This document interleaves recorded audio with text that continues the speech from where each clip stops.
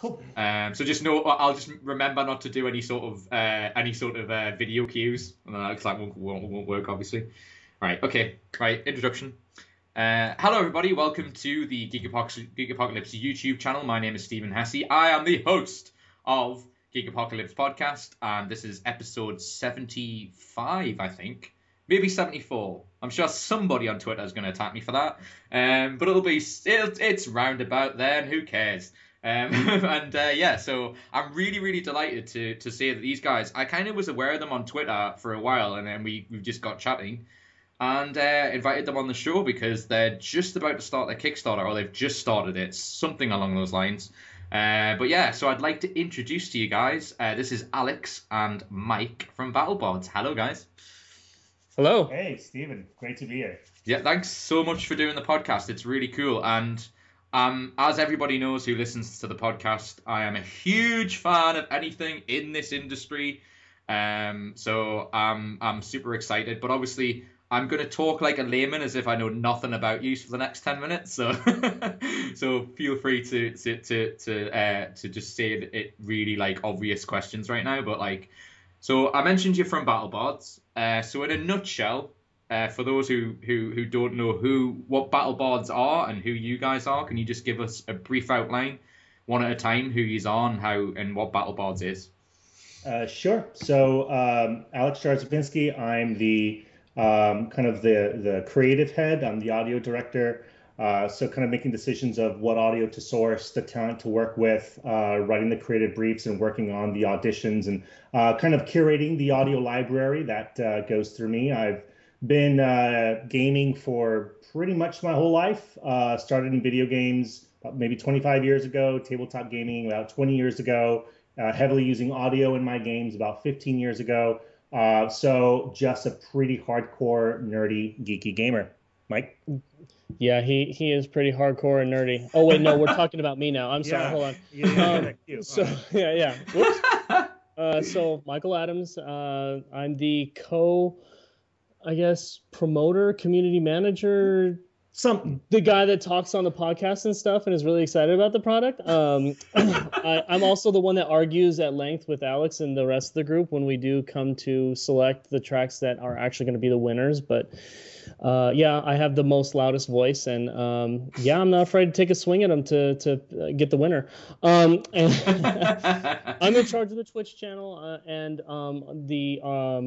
our YouTube channel and doing all the videos that we do. We do have a couple series of videos. Well, I'm sorry, we have one series out right now. One is in post-production, where we basically show people or try and educate people about how to use the audio tracks that we have produced beyond just what it's labeled as. So, I mean, you can use a fireball for a catapult, things like that. Stone skin for, having doing a summoning of skeletons coming up out of the ground. Just a couple examples, and then we've produced some of those. Just had our first, I would say, successful Twitch glitchless.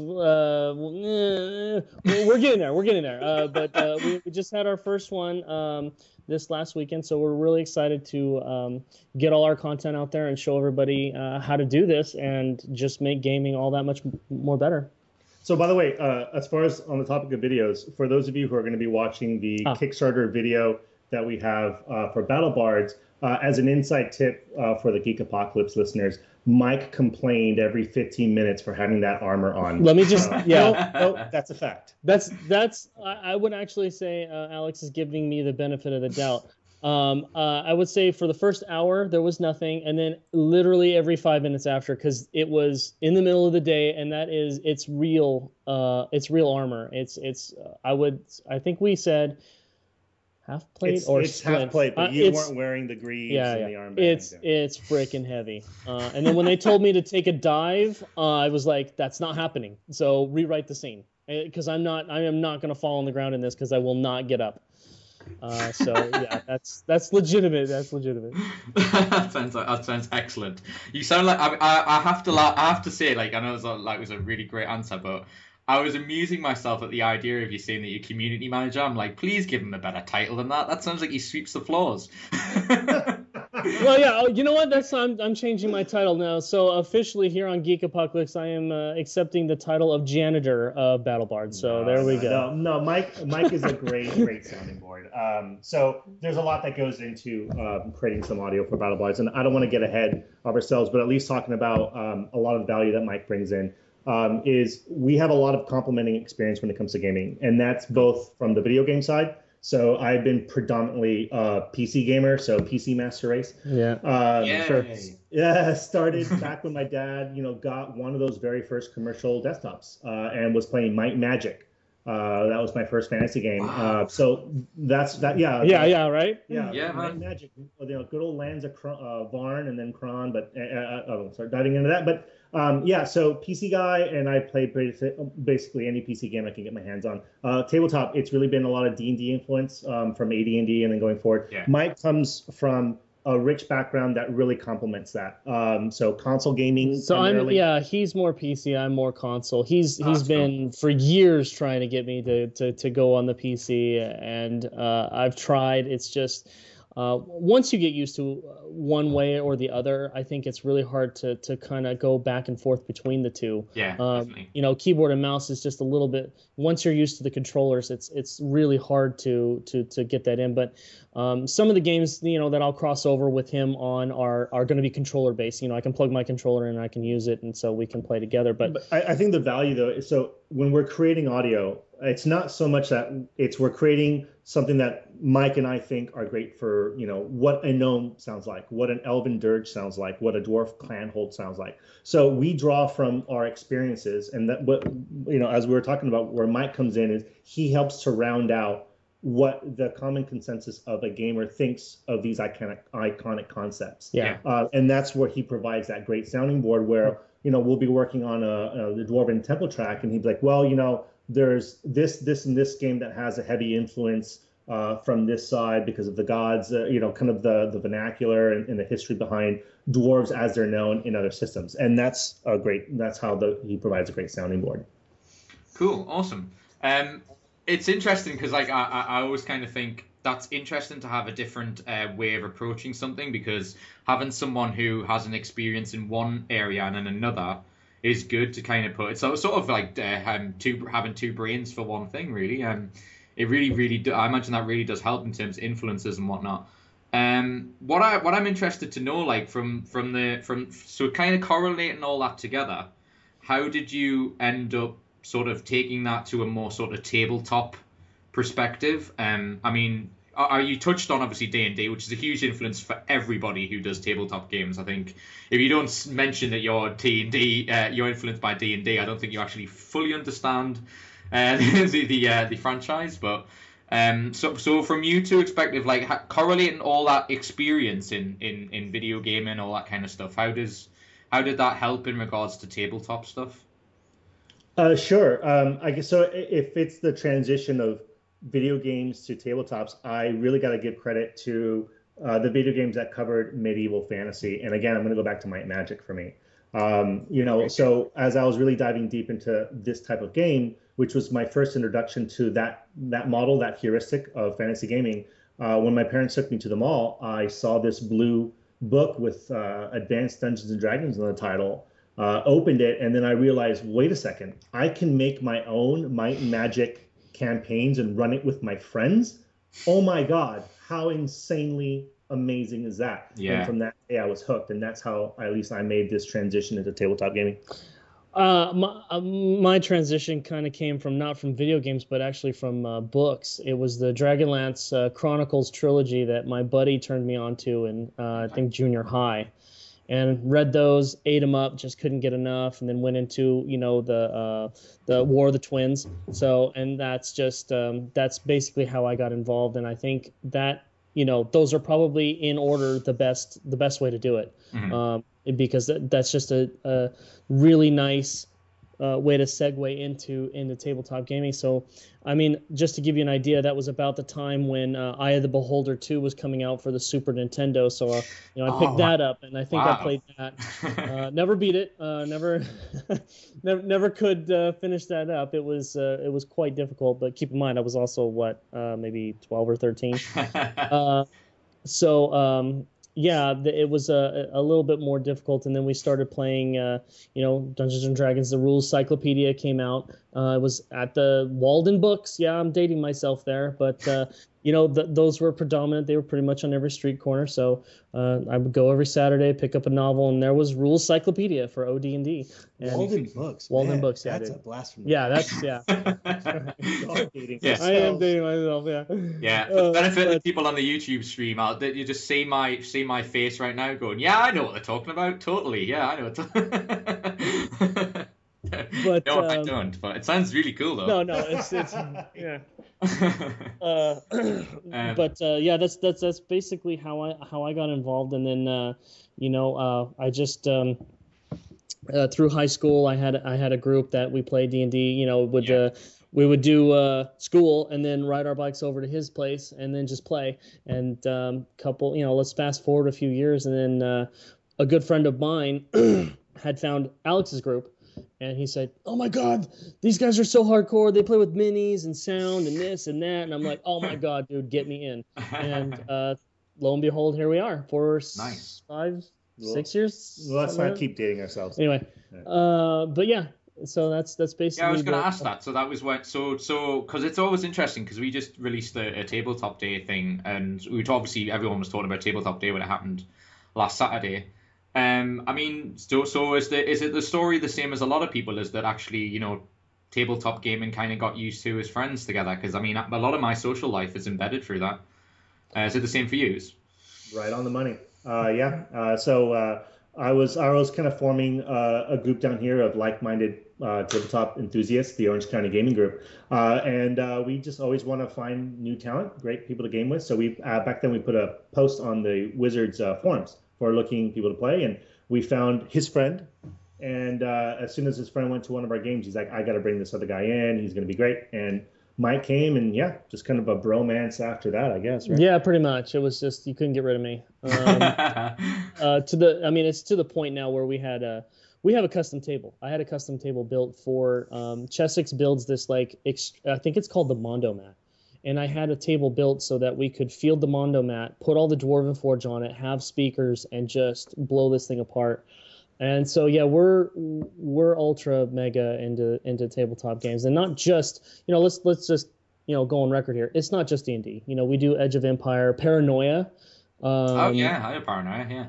Love that game. Hilarious. We've had some. I mean, there was one point. I think we've only played like once or twice on the Paranoia side, but Alex was literally laughing so hard he was crying. So I mean, it's just yeah, it's really fun. Again, and I've told this story before. I hope it's not a spoiler to anyone who definitely check out Paranoia, guys. An amazing game, especially for those of us among there who have played so many different systems. Paranoia is so refreshing. It's so different. But look, when one of your friends is annihilated by a pack of automated toothpicks, that is going to be the highlight of that night, and I was on the floor. Well, yeah, because I mean, of all the people, it had to be me. It could not have happened to anyone else. It had to be me. So was there a bit of rage? Was there a bit of rage quitting going on there? No. It was definitely just it's just me rolling notoriously low because and it never fails, man. I'm telling you, and Alex will attest to this. Every single time it's a critical moment and I have to roll at least a 10, it's going to be a 2 or a 3. 99% of the time, I will mess that up. I share your pain. I'll share you a story similar to that happened to me recently. You just reminded me of this while we were talking. But there's a game I absolutely adore called New Dawn. It's a kind of like a sort of sequel to Amongst the Stars, which is it's a really cool little. You build a space station. It's like a little board card game type thing. It's really fun. And a friend of mine bought it, and I've played it like a lot recently. Whenever I get my friends together, and I was winning that round for about 4 rounds, and everyone was like, if you don't do a really bad last round, you're gonna do fine, Stephen. You're gonna do fine. You can't lose. And then the guy who was second decided to attack one of my bases, and to make Mike feel better, I had to roll over a 2 with 2 6-sided dices. And I rolled snake eyes. Yeah, that's about the par for the course there. Yeah. And I lost like 5 points, which in that game's like the difference between winning and coming second. So yeah. Oh, man. So he literally, and because not only does he take, because the points are all scored at the end, Right. based on where you what bases you have. So it was literally a 5-point swing basically. So yeah, he literally took the game off me, and I was really close to destroying the table and everybody around it, setting things on fire. But I managed to just go, good game. I remember that. I think Mike definitely relates to blind snake eyes like that. But I mean, we've come to like pitching the table too, but it's usually over Munchkin, where it could get. Well, to be fair, that's only between me and one person. It can get ugly between us two. Not really, but yeah, it literally almost came to blows one time. I mean, it was so heated. It was literally like, you don't double the whole thing because you put the card down. Mike, it's over. Yeah. Anyway, it was really heated, and someone's wife just said, "Here, I'll just end it with, I'm gonna end this," and we were pissed. So, but yeah, you have those moments where it's just, you're not gonna let go. You are among good company too. It was around 15 minutes in the Geek Apocalypse podcast when Mike showed his real colors. Well, I'm telling you, it's just certain people bring it out of me. It happens though. No, honestly, I understand. Like I am possibly one of the things I love about the because I'm quite interested to talk to you about. Obviously, we'll talk about Battlebards in more detail and everything else because we've got plenty of time. But I just wanted to just talk about, board game clubs, because that's something or like even just people, or even just getting friends together to play games at someone's house. And I'm such an advocate right now of sort of promoting that. And one of the things we did last year was to do a festival, like a convention, basically just showcasing that, to say, if you have a family, there's all these bunch of games around that you can play together. I mean, so what would you say from the perspective of, like, if somebody's listening to this who's a little unsure and maybe think, ooh, I'm not, because there still seems to be this stereotype. I guess what I'm saying is that we're like what we're joking about now. So some people might not get the irony of what we're just saying, is that, like, we're actually really nice people and we just play semi-competitively. But what would you say to people who maybe do think that in a stereotypical sense, from your like experiences playing? Well, I mean, it's a game and everybody wants to win. And so you obviously are going to always have that drive to win. And sometimes, it just, over the course of playing with somebody, for years, that kind of, it starts to escalate. So it's not that I started out this way. It's just that over the years, playing with the same, group of people, you kind of have this, history, and you just build on it little bit by little. And sometimes it crescends into an explosion of emotion, and it happens. I mean, you can say that about anything, though. You can be driving, and you drive for years and years and years, and then one day somebody cuts you off, and man, that's it, right, Alex? Yeah. I mean, sometimes that happens, right? Yeah. You lean your head out the window and you start screaming obscenities. It's literally called the thing, isn't it? It's road rage. It's actually a thing, So it's not that it's just it should be stereotypical. It's just that it's just going to happen. We're all human beings. We're all emotional, and we're all going to display that. What I would tell people that are taking Mike's story maybe too literally is the reason that they're funny stories is because they're so unusual and because they're so, and that's what makes them funny, as you were mentioning, Steve. I mean, because it is so weird, to have Mike. Don't let the goatee and long hair fool you. I'll go ahead and be on live on a podcast and say that you're like the sweetest guy ever. But no, but so it's funny because picturing Mike, throwing the table and going crazy is so weird. What I would tell people is it's really just about the friends that you invite. Your friends better than anybody else is going to know your friends. Exactly. It's 9.9 out of 10 times it furthers a friendship. You guys get to learn stuff about each other and how each of you act under pressure, or when someone's going to go, do a bluff, or, for example, threaten to do a polymorph potion on you and Munchkin when you really don't mean it. Right. So you get to learn great stuff. No, I mean, can't encourage it more. Great pastime, especially if you're like us, not really into sports and, some of the other stuff that normal high school, people our age are used to. We were part of the Geek crew. Oh yeah. We went to different high schools, but everyone likely listening to this can maybe identify with that. The geek group, or those solitary people that hang out with a small group of friends playing games during lunch. That was us. Oh, Magic the Gathering, I think, was pretty much what the go-to Pogs, man, thing. even Pogs. Oh yeah, Pogs. Pogs, yeah. I have a whole stack of them somewhere in my parents' house. So yeah, God, if anyone doesn't know what they are, Pogs were them things, weren't they, where you basically had to flip them over to take off a person, and you got like a what do you call them? They were like these sort Slammers. of slammers. That was the one, yeah. I loved that game. I remember when like that. I don't know what it was like over in America, but here it was like it lasted about 6 months. When like maybe it became... 8 or 9 here. Yeah, maybe a little bit longer here. Probably because you're a bigger country. Yeah, no, our middle school even banned them because they saw it as a form of gambling. Yeah. Yeah. Maybe. Did that ever happen in the UK? Were these getting banned? It got banned, you mean? Yeah, did it get banned? Yeah, it got banned in our schools. It might have done. I mean, it might have done at one point. I know that one of the things. I mean, this is what kids do all the time, and I mean, I've worked as a youth worker. That's been, something I did before I did this, and one of the things you always kind of want to say in regards to kids is you should hire kids to be play testers for games, because they'll find a way of breaking it. They'll go, well, shall I do this? And then they'll be like, well, that's not really in the rules, but it isn't in the rules either.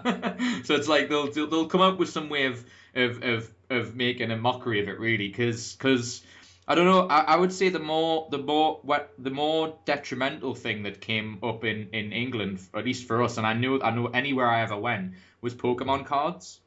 When I was growing up, Pokemon cards became like, people would have fights in dinner breaks over, like, when someone would basically go to the newsagents around the corner, buy a Pokemon, what do you call them? A pack of cards. The booster pack things. Yeah. Boosters, yeah. And then would open them, and then someone would make the stupid mistake of announcing across the entire yard that they've just got a shiny. And it caused all sorts of problems, because like what ends up happening in them scenarios is, like, people, for example, give away their dinner money for cards, and they'll buy cards for money,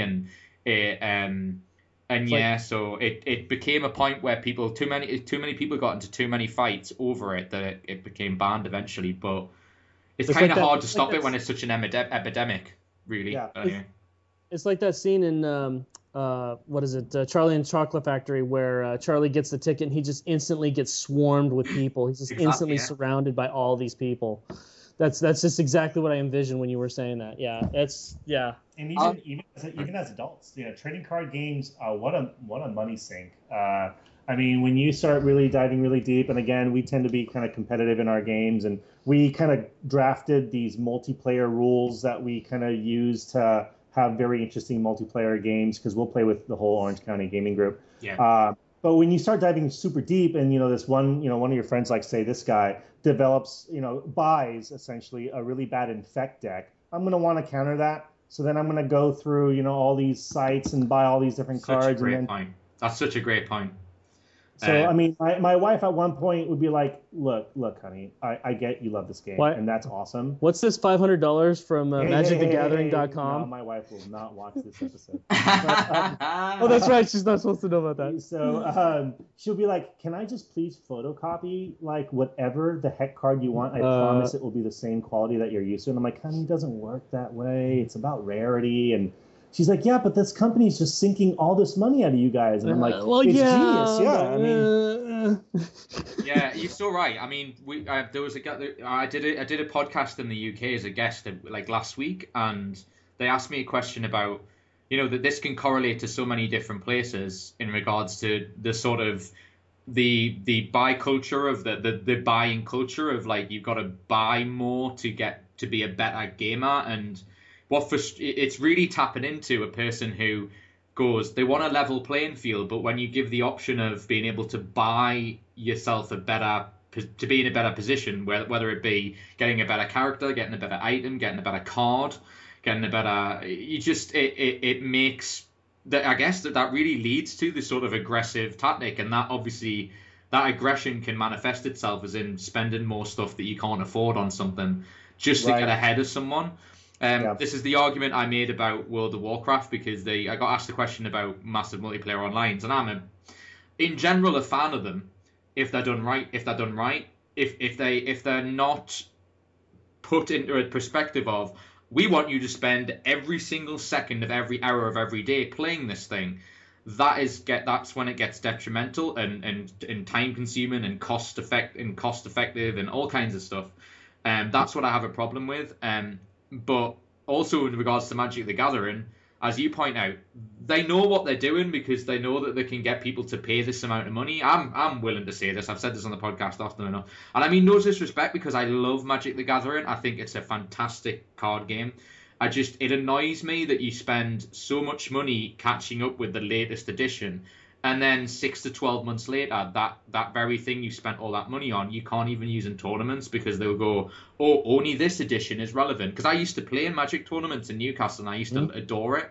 But then I'd get like a really great deck that I was happy with, that was competitive and fun, and then all of a sudden, as you are saying, you'll get someone who spent another £400 or $400 or whatever on a new deck that has got all new stuff in, and then they're like, right, you need to take out these set of cards because they're no longer able to be used.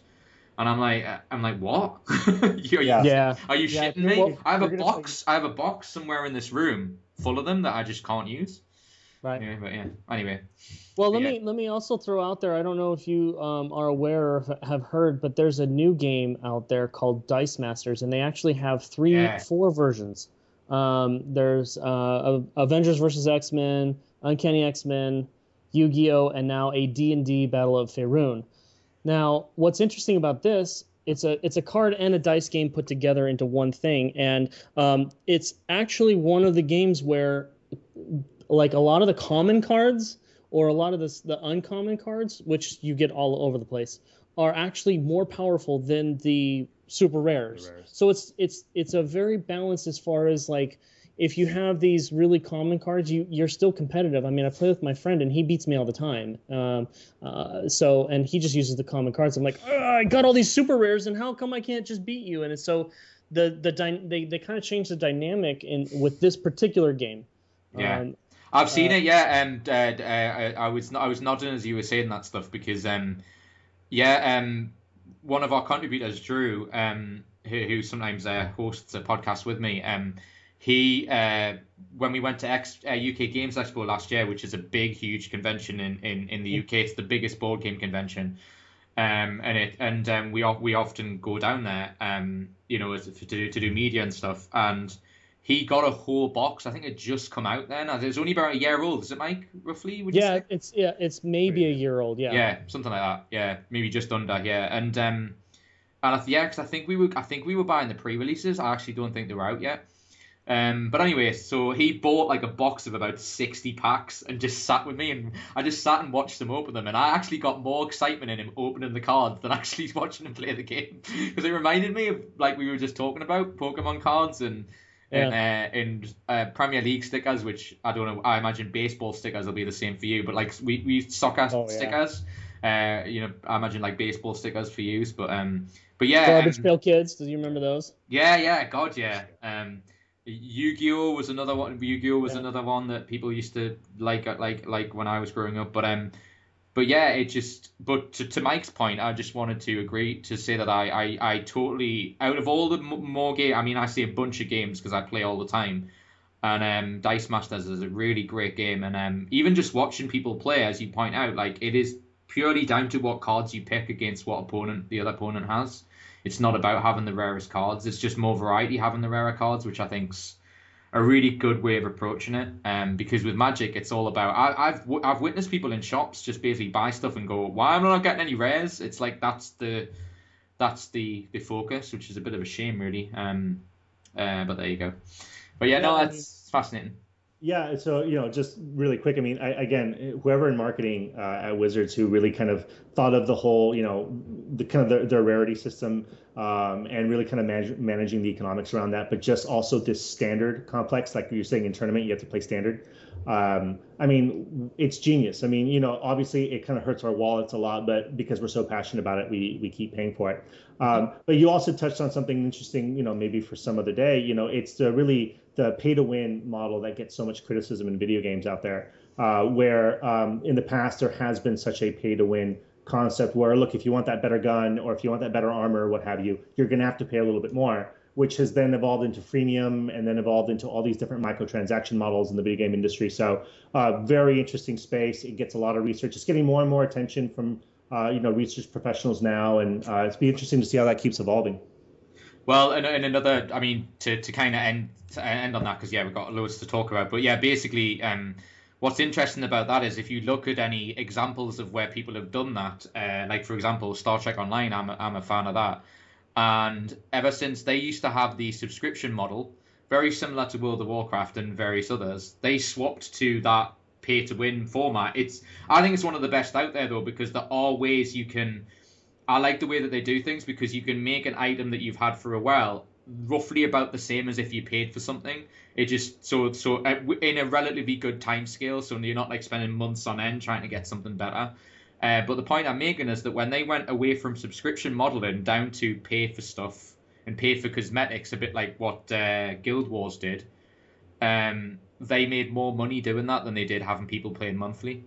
So it shows that it works if you can entice people to buy stuff regularly, which I find quite interesting. But we can talk about this endlessly. But it is a very interesting. It is a very, very interesting avenue. But I wanted to touch on, because you mentioned the Orange County Gaming Group, and you said that you played regularly with them. Like, so how many people are in this actual group?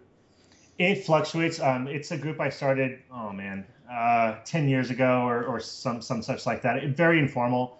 And it's swelled. It's gone as low in its lowest point to 3 to as high as 20 or so. It just depends on where everyone is with their lives at that point. As we get older, it's getting harder and harder to find so much time to play. Right now, we're up to, maybe 10, 15 members. And again, it's nothing formal. It's just kind of like what we like to call a little group, because we'll do things like Twitch, and we'll do little enhancements that we kind of like to produce, at least for D&D right now, which is like normalization formulas. Not all classes and feats are built alike. So I don't, I think I've kind of destroyed your time as much, but already. So we kind of release these e-sheets and things that we think enhance gaming, and we just kind of put it under the umbrella of the Orange County Gaming Group. Okay, that makes sense. So in terms of, because obviously one of the things that you guys are doing, which is a very interesting thing, I remember reading about it the first time, is that this idea of having the availability of having, sounds and sort of increasing the experience of like, tabletop RPGs and various other things. And I'm interested to ask you guys, like individually and collectively, what was there a particular experience you had where you kind of sat there and thought, maybe there's something missing from this, and maybe we can do something about it? Like, I'm just interested to know when the idea of going, we can enhance this experience, and what led you to kind of pursue it in the avenue you're doing now. Absolutely. That's yours, dude. It's I keep coming back to the example. This is the same one that I cited when you were kind enough to do an expose on the Realm Sound project way back when, which is the precursor to Battlebards. And I got to tell everyone, it's Braveheart, the movie Braveheart. So really quick story.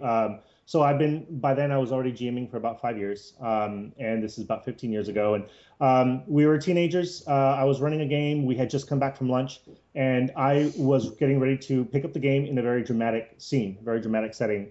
And my players are bouncing around. I'm bouncing around in energy. We have way too much sugar in our systems. So I sat down. I'm like, how am I going to dial in my players' energy? This is a kind of a momentous, dramatic scene. What am I going to do? So what I did was, because the scene that I was about to play was very similar to a scene in Braveheart. I had the OST, and I used that track called Revenge, where, just to send everyone back to that scene. Remember when William Wallace starts trotting on horseback slowly back to the village after his wife was just killed? Yeah. Very powerful. That's the track. Mm-hmm. So when my players, and everybody, we'd all watch Braveheart. When my players heard that, they immediately dialed into that energy, that emotional state. So they went from bouncing off the walls to like, oh my God, what is going to happen? Some crap is going down, and it's going down big. So when I realized that I was able to turn their emotions on a dime like that.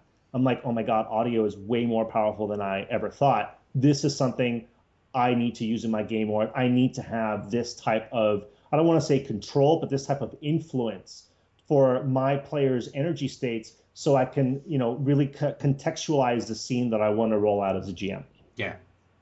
Was it the same? How about it from your perspective, Mike? I mean, is there anything?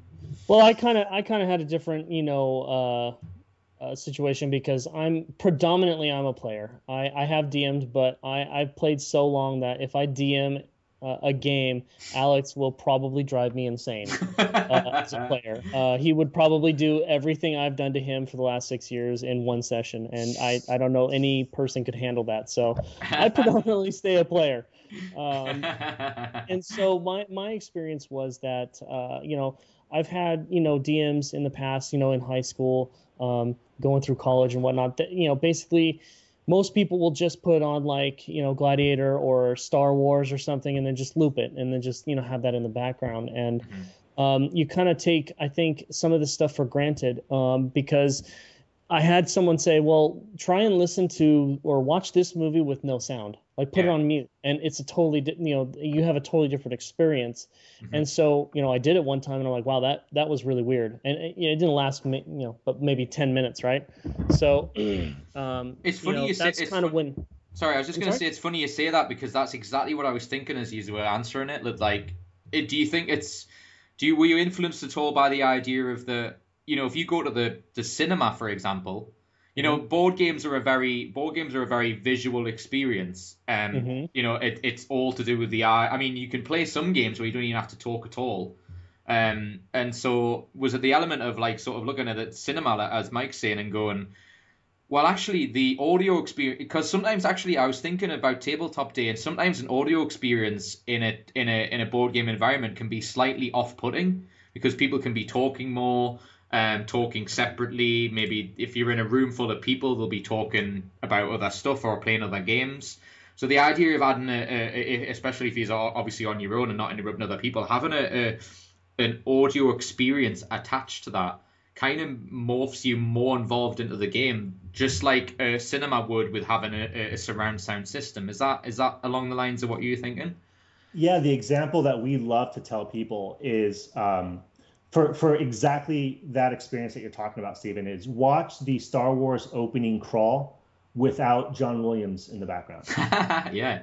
And that gives you that experience of the night and day difference between tabletop gaming with audio and without. Or there's also a scene on YouTube, if you watch the very end, the awards ceremony for New Hope, with no sound. There's a video on YouTube where someone actually. I've seen it. Yeah, I've seen it. So awkward. It is so awkward. It is. I mean, have you ever heard that famous? Apparently, I don't know whether it was George Lucas or somebody involved in Star Wars. There was that famous thing of apparently when they went to edit the first Star Wars, that they looked at it without the music, and they basically went, "What the fuck have we done?"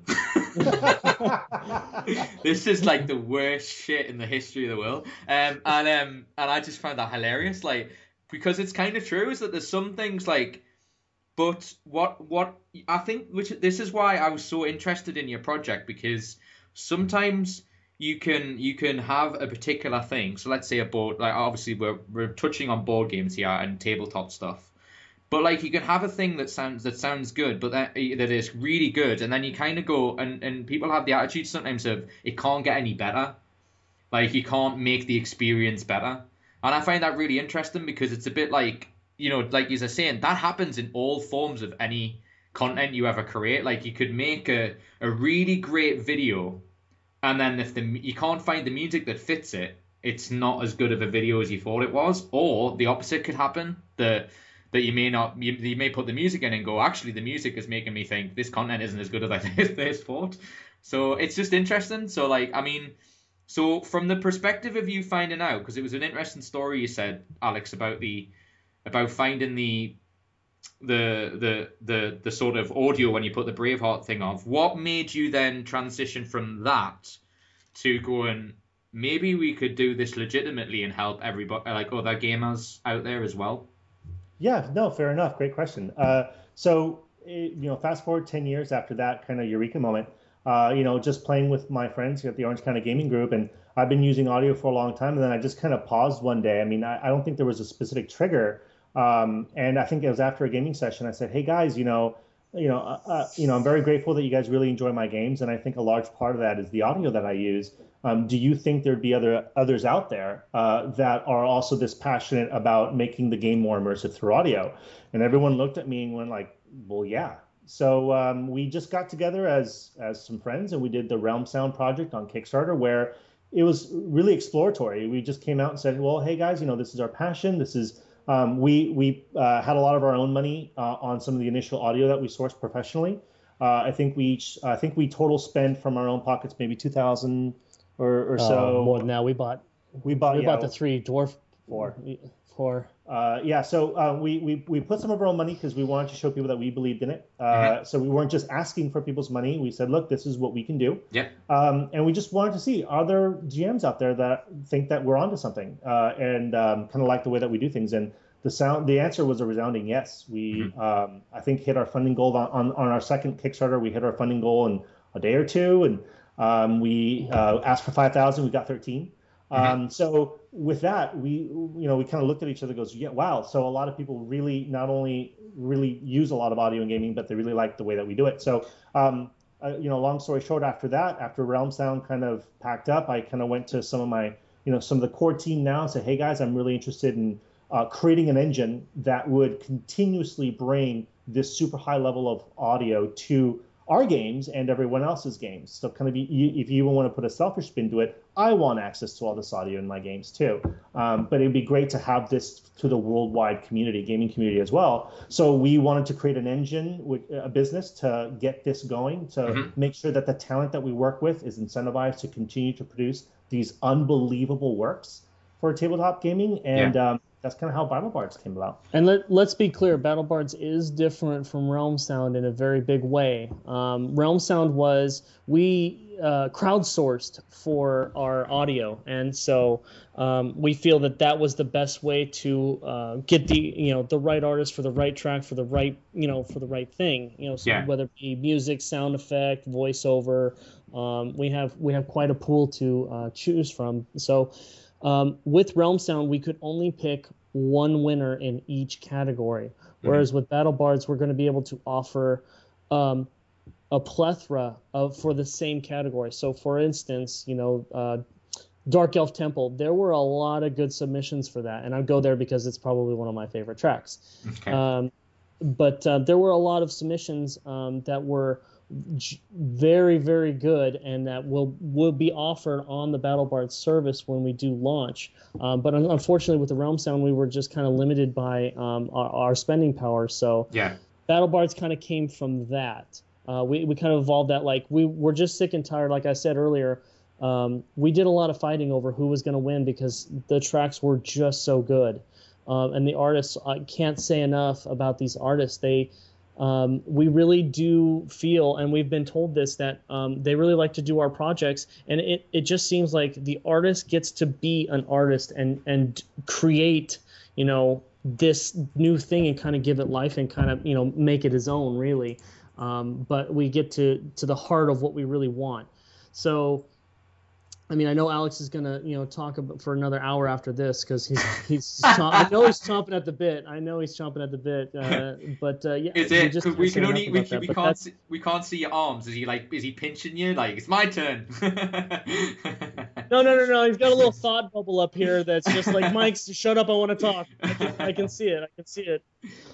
So I mean, that's one of the key differences with Battlebards. And Alex, do you have anything you want to say? Tons, but in the interest of time, I can just say that, yeah. So during the audition process, I'll usually present my team with a short list, and that could be anywhere from 3 auditions that make the final cut to 12. And each one of them on the short list, the quality is there. They're all outstanding tracks. but each artist has a different nuance to how they approach, for example, how a body sounds when it hits a spike trap, or how an elven dirge is going to sound. And so all the qualities there, so the fighting, and it's fighting, guys. I don't want to lowball it and say it's discussion when we have to choose a winner in Realm Sound. It's almost arguing. It is arguing. We haven't thrown fists yet, but we're pretty close. I'm getting there. So the thing is, it's just because, for example, Dark Elf Temple, a certain track can speak to Mike in a certain way based on his gaming background, and another track can speak to me differently of what I think when I think Dark Elf or Drow. So that's how we have to do this compromising, this arguing on choosing one. With Battlebards, for the first time, because of this unique business model that we're going to be laying out, we're going to say we want the whole shortlist. So now gamers, if just like me, if they listen to what we say is a Dark Elf Temple track that doesn't resonate with them, there will be several others to choose from. Cool. I mean, I suppose the most obvious question in relation to that, because it was good, because one of the questions I was going to say is how is it different from the last project, but you've already answered that, so that's good. But I wanted to ask you about, so for the benefit of those who haven't checked out the site or what Battlebards is, so like what ultimately will you be offering? Like, what is the whole offering experience? Like, what do you get for your money, I suppose? Sure. So there's two major aspects of it. First, it's a massive audio library consisting of music, and that's kind of two different categories, source and underscore. For those who don't know, source typically is music or audio that's heard by characters in the film, or in this case, in the game. So for example, if I were to say, okay, guys, you're in Druid Grove, and I'm going to click play, everything you hear is stuff your characters are hearing. That's the source. Underscore is ambiance. So it's kind of two categories of music. Sound effects, spells, weapons, just hundreds and hundreds of sound effects. Soundscapes, so forest soundscape, desert soundscape, mountains, and so on. And monsterscapes, kind of a term that I'm pretty sure we coined. I think this is unique to us. Which is cool. taking an iconic monster and giving him a track. So Mike's favorite, and probably my favorite too, is I Monster, which is kind of, I don't want to say it's an anagram, but it's a allusion to a very popular type of copyrighted monster out there that has a passive version and an active version, a combat version, and it really brings that monster to life. So if a party's going to be engaging with this creature, having that in the background really adds a new dynamic aspect to it. Finally, voiceovers. We all felt that voiceovers was largely lacking in tabletop gaming just because it is relatively expensive. It's hard to find the talent, and it tends to be kind of one use. So what we're doing is we're offering, we're giving life to languages. So Draconic, Infernal, Celestial, Orc. We're having a whole array of these fantasy languages that's being researched and then voiced by professionals. We also have common NPC interactions. So whether you're visiting a tavern or a potion maker, weaponsmith, you'll have a track voiced by a professional that brings that NPC to life. And that offers, the great thing about that voiceovers is that for the first time, the GM has this microcosm of background and flavor and story arcs and accents that they didn't have to come up with on the fly. I know Mike loves my 15 same accents of a dwarf. Yeah, oh man. I know you really like them. Let me tell you, it's not 15, it's 20. It's like 5. Not even that. So for me to be able to lend the talent of a professional who does national work, and then bring over like the neat little nuances that as a GM I'm not going to have to work on because I've got 15 other things, is such a value. It's like an NPC generator, but audio. Yeah. So like if I want to get a random tavern, I can either, cherry pick one, or I can randomly pick one and just say, okay, you guys want a tavern? Here. There's that 2-story building, and I'm going to click play. I don't even know what's going to play. And now this person will greet the adventurers in a way that I could never think of. And for example, one of ours is a gambling hall. One of the taverns is a gambling hall that the players find out. And they say, yeah, well, so we got games of chance like dice, cards, and goblin toss. And, nice. my players like goblin toss. Goblin toss. I'm going to be in on that. So that's coming up next game, dude. I'm playing Goblin Toss.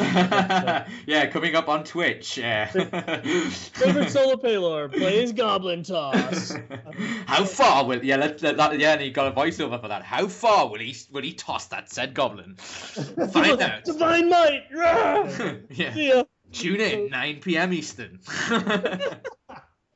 That's really cool. It's funny though, no, because the real, obviously, real serious point there, Alex, is that because I agree with you wholeheartedly. Like I remember one time particularly, and the DM who I had is a good friend of mine, and it was a fantastically well run campaign, and he really spent his hard time on it. But I just wanted to emphasize a couple of points you made because you were spot on.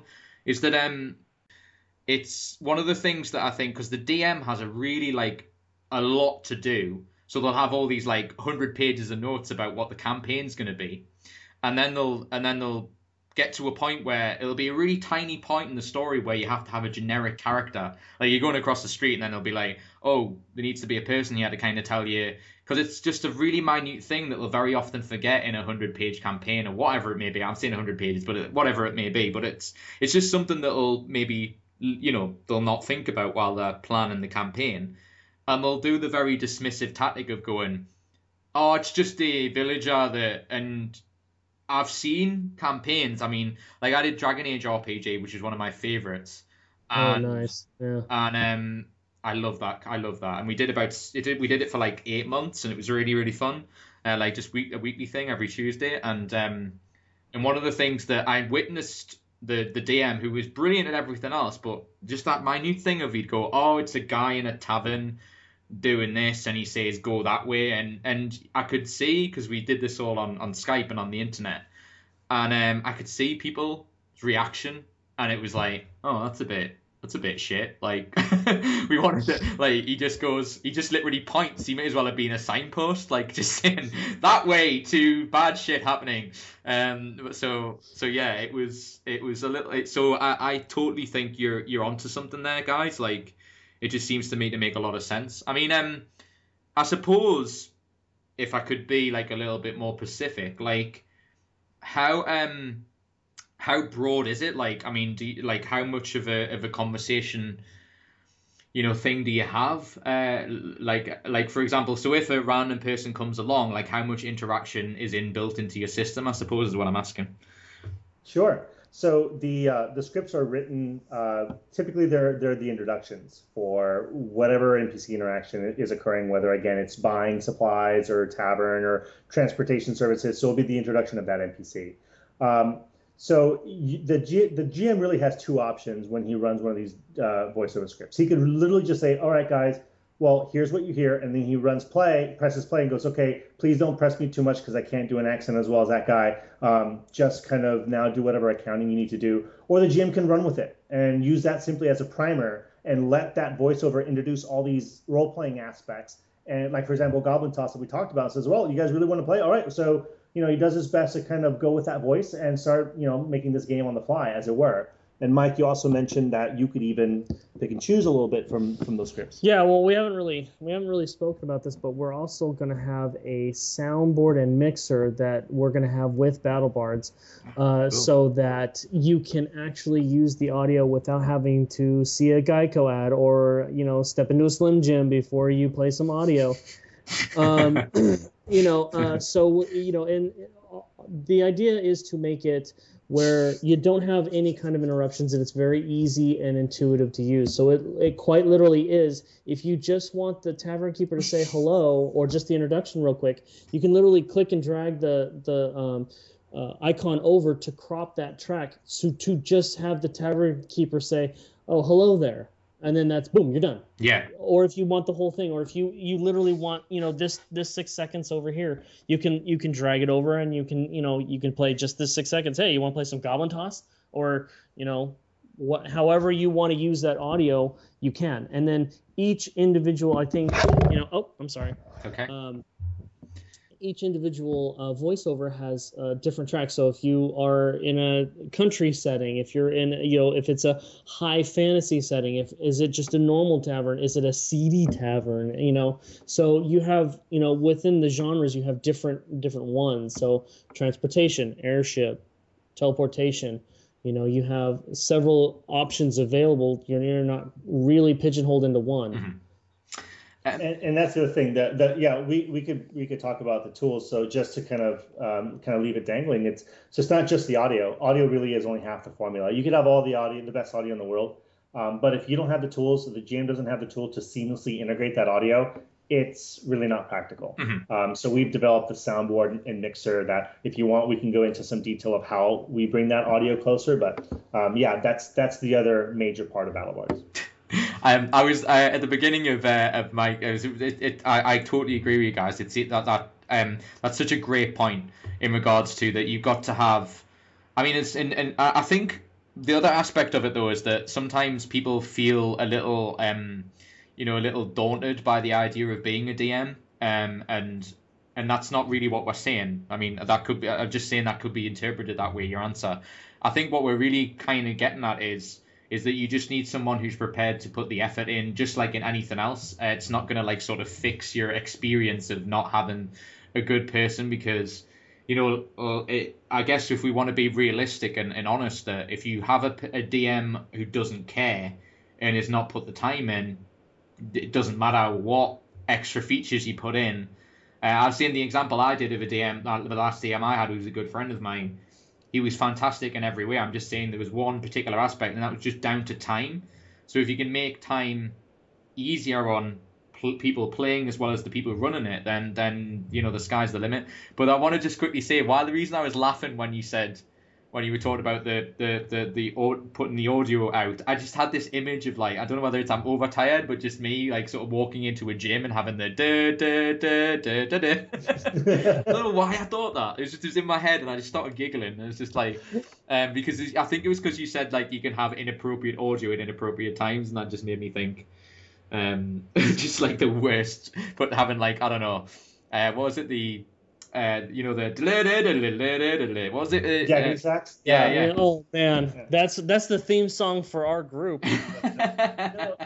And you hit on a really important point, Stephen. So for any GMs out there that are using audio in gaming, and I've dealt with these frustrations for many, many years, is you have to have a lot of things queued up. If you really want a seamless, immersive audio context for your games, you're having 3 or 4 media players ready to go with the track ready to hit play. You've got YouTube or Vimeo or whatever ready to go, and there's only so much you can do. Your PCs are kind of waiting for you to queue up this appropriate scene. And as a DM that's been gaming for so long, I've noticed that nothing drops the energy from the table faster than a climactic fight with BBG, and then when they're waiting for the next scene to go, you have to tell your players, hold on guys, my media player closed, I need to open it again, or I need to find a file, and that moment is lost, and it's forever lost, because you have this perfect script in mind, you have this narrative in mind, and it has this audio cues to it, but when you're looking for those files, it seems like your efforts kind of fall apart.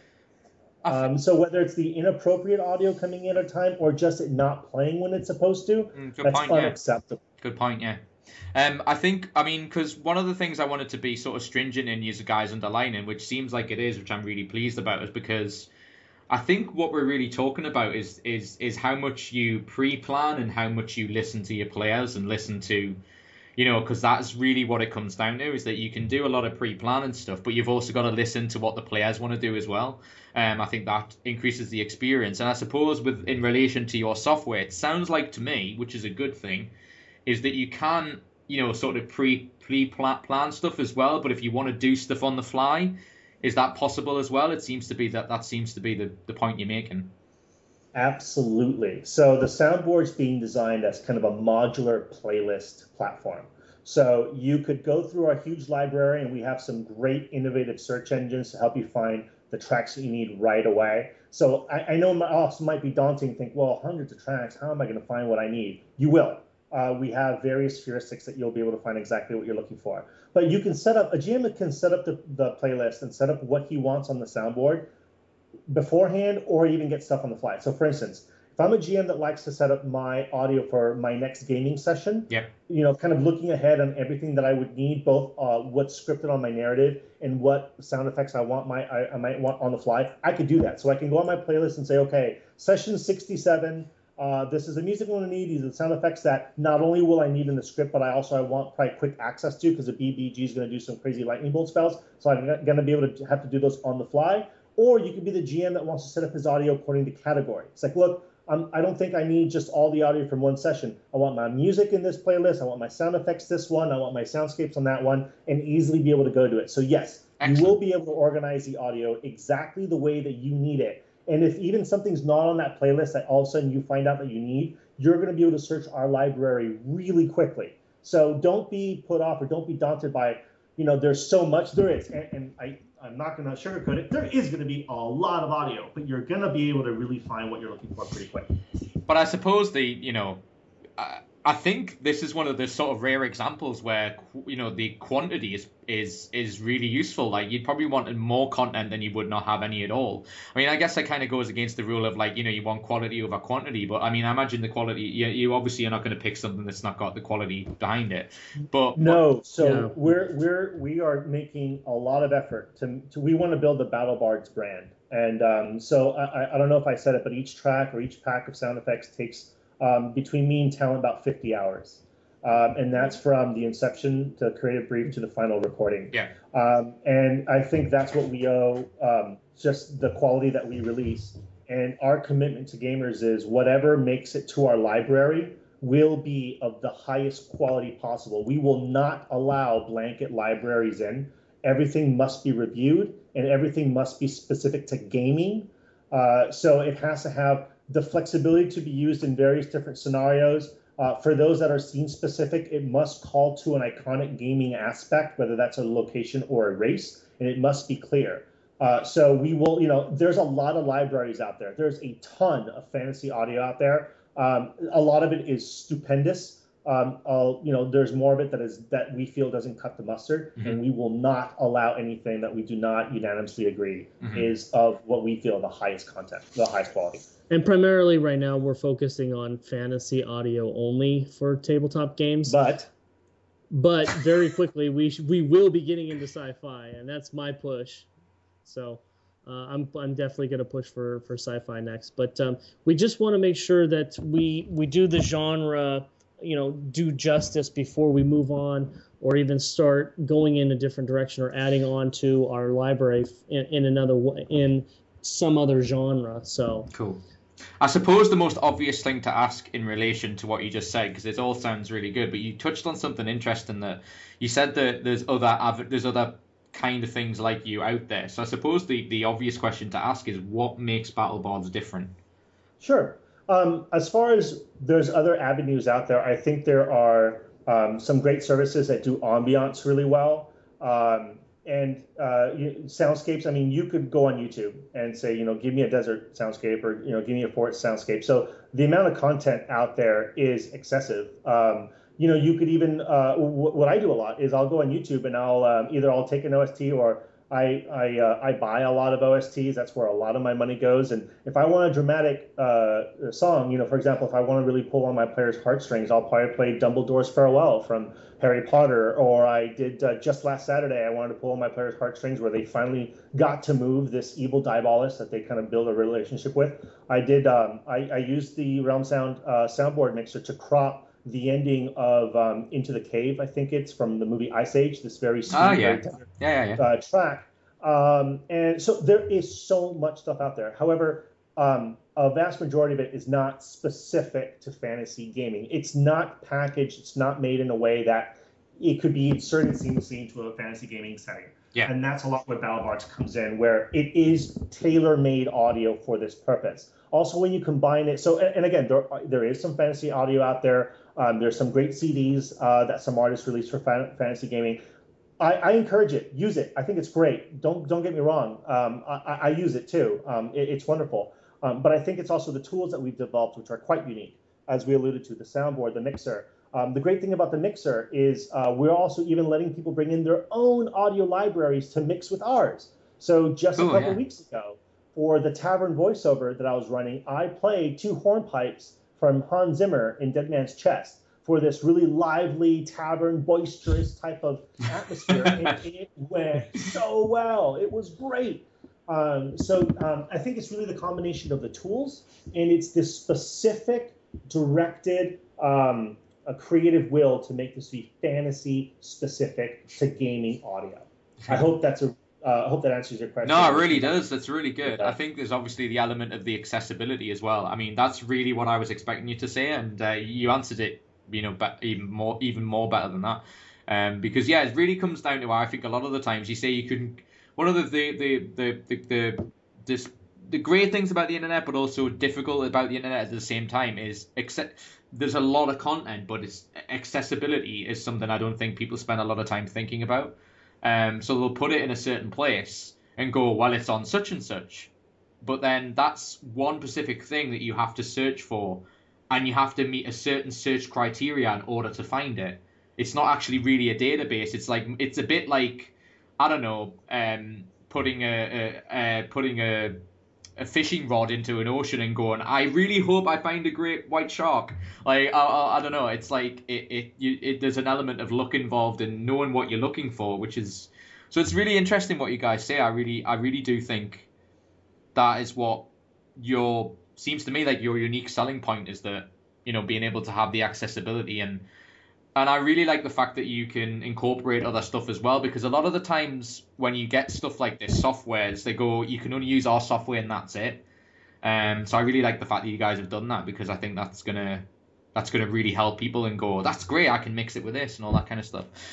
Twitch. I didn't say that, guys. I didn't say that. Geek Apocalypse does not in any way endorse what Mike or. But no, I totally agree with you. I mean, we're using Skype now, and we mean no disrespect to Skype, but sometimes Skype Skype's just decided to just fail my webcam for no reason at all. So I don't know. It's the technology. That's racism or technologyism. Yeah, technology. I'm anti technology not working. I don't know. But anyway. But yeah, so being able to bring your own libraries, I think, is something that we truly believe in. Just because, yes, we're going to have a lot of audio, but will we have, if there's a score that you really like to use, why should you not be able to mix with that? Also, what we're really excited about is we also want to build a community around audio and gaming, and we're going to let people even share their Battlebard mixes. So if I did this cool mix where I had the Infernal language, a clip of Infernal language leading up to the casting of a fireball, I can make that public. Cool. So I can tell people, like, I could be known as a guy who puts together some really cool spell mixes. Yeah. And then make that for people can just take it, put it in the soundboard, done. And now I've got this mix. Yeah. So excited about that too. And we're toying with the idea of making contests and stuff on there about some of these mixes and stuff like that. We've toyed with the idea. Really? Yeah. Okay. Mm-hmm. No, but they're having a business meeting right on the podcast. Yeah. We are doing this. We are. No, we have. We've talked about it. Yeah. Where's that 10 grand gone? Where's that $10,000? Where did that go? Just find out now. But no, anyway, yeah. There's a couple of things I really want to quickly touch on before we end the podcast, just because obviously there's a couple of things that always gets brought up whenever I get asked about certain things, and I want to know your perspective on things because you're in the forefront of doing it. What advice would you give to people about in regards to Kickstarter? It's something that's obviously debated and it sometimes gets some bad press, but I always make the argument of the bad press is the thing that gets written about. It's never about the things that do well, and in its premise seems to be a good idea. But from your experience of doing a project on there, and you've got one out now, like what advice would you give, and how's the experience been? Absolutely. Boy, the research that we've all done on Kickstarter, even before with our first Round Sound project, I mean, there's so much out there. Kickstarter has really become a universe unto itself. Would love to give some hard-won lessons to anybody listening in Geek Apocalypse. First is marketing. Anybody, and you'd be surprised how many people come up to me and ask me about Kickstarters and still don't know that there is so much marketing involved. And social media, it really is your best friend. People actually think, well, can I just put a project, and aren't there people that are always looking to donate for stuff and they'll find me? The answer is a huge no. There are very few people that are just kind of going through Kickstarter randomly looking for projects to fund. The honest to do marketing is so heavily on you. Make sure that you have a marketing plan that's going to cover pre-launch, launch, the mid-hump, the late hump, and then anything post. The very beginning of a Kickstarter is absolutely pivotal. You want to really hockey stick up as soon and as fast as you can, because that builds a lot of press and that builds a lot of buzz. If you're nailing your first goal going to your first stretch goal, day 1, day 2, people are going to take notice. Even those who might not even be that interested in your project or might be on the fence, that might be what takes them over the fence, because as they start kind of getting this bandwagon type of rush, like, oh my gosh, this thing is blowing up, I better get in there now. That's definitely something that you're really going to want to make sure you try to knock out of the park. So on social media, do a big drumming up excitement for your launch. Try to have a set launch date, or at least within a window of time. Very, very important. Working with great guys like you, Stephen, has really been the cornerstone for our marketing efforts. You've been very gracious, not only now, but in the past, of giving us some exposure with the gaming community. Being active, being sincere in that community is very important, especially when it goes to appealing to the opinion makers of that industry. So something that you really want to endear yourself as much as you can. And before I let Mike with some lessons, I think the most important that's been for me personally, and this has been quite an endeavor, is passion. Your passion will show in that Kickstarter when you get the ability to speak with some opinion makers or bloggers or people that have podcasts. Having a genuine passion for what you're doing, I can't overstate it. Let that show, even if it makes you stutter. I stutter every third word, but largely it's because I'm so passionate about this. I'm so excited. And then one last thing, and many people might not know this, but actually artwork. That is extremely important as well, and maybe superficially important, because a lot of people will rate how professional you will run your business or your project based on how your Kickstarter looks. I know that's probably not what a lot of people want to hear, but that is an opinion that people will make based on the appearance. Totally agree. But yeah, Mike, are you going to say? Yes, I do. Or you can just try and build a Death Star. Done deal. Hey man, they got close. It was pretty interesting. Some of these really wacky ideas, they take off. So I mean, hard work, perseverance, passion is always, that's tried and true. No doubt about it. But yeah, if you try and build a Death Star, you're going to get money. Some other quick advice, besides the Death Star advice, when you're posting a Kickstarter, try to have that project already have some legs to it. So in this case, we had the Realm Sound project, which we're kind of building off of, so we have some success. We can show people that we have created audio for gaming, and it has been very well received by our backers. So we're kind of using that as some credence to move forward. But even before Realm Sound, people can ask, well, what did you do when you first launched Realm Sound? And it's literally with our hard-earned money from our day jobs back then, was putting money together to do this audio. So it wasn't so much that of, hey guys, we have this idea, give us a bunch of money and then we'll try it. No. You need to prove your idea. In one way or another, no matter how grand it is, whether it's a prototype or you're going to do food and you already have focus groups or surveys, something, but you need to show people that this has legs to it before you ask them for their money. Yeah. Absolutely. Totally right. I mean, just to reiterate some of the stuff you said, like from my perspective, when I started my company, like, I got often asked, like, how do you get people to be on your show? How do you do this? How do you do that? And just to reiterate what Alex said in regards to when he said people don't want to hear ads, down to making sure your stuff looks good, that is so crucial, because if you think about it, you're in a format where the first thing they're going to see is the visual aspect of it. So if they have a preconceived notion of that your qualities doesn't look good, or that they don't think it fits, then you're never going to get people interested, because they're not going to read what your content is. So you've lost them before you've even promoted your project. You look at, I get, whenever I talk to an agent of someone, or I talk to, hopefully directly, because I think it's much better to talk to the person directly. If you get the opportunity to talk to them directly and they look at your stuff, they'll look at your stuff. So they're not going to just go, yeah, sure, that sounds great. They'll want examples of your stuff. They'll want to see your website. They'll want to see your logo, anything down to your Twitter handle or whatever it may be. They'll look at it and they'll go, and if they see one bit of thing where it's like that there's no effort required in that, you have to basically, make sure you look at every angle of your business and go, it needs to be done, like, it needs everything that they could possibly look for from us is going to make them go, these guys are cool, or this project's cool. And so I can't stress that enough. Alex is so right when he says that. Like, you got to have a good logo, good idea. It also helps as well. I think one of the things that I wanted to underline in his answer is that you've also got to, if you have something previously, don't be afraid to say that. Don't be afraid to say that's where it started. It started for this thing. Even if it isn't successful, like if you just say it to someone like before I started Geek Apocalypse, one of the things that I did was run a community radio station, and that pretty much gave me my practical experience I needed to hone the talent I had for talking to people. So I'm not going to put that in a drawer and go, that was a year and a half of my life and I'm not going to tell people about it just because it doesn't exist anymore. That is crucial to tell people that you've done the hard work. Yeah, you need to announce that kind of stuff. Yeah, that you've earned the right to do it, because I so want to know what you guys think when I say this, because I get criticized all the time. But I always say to people, and I think it's just they don't want to hear it, is when you first start something, no one gives a shit about it.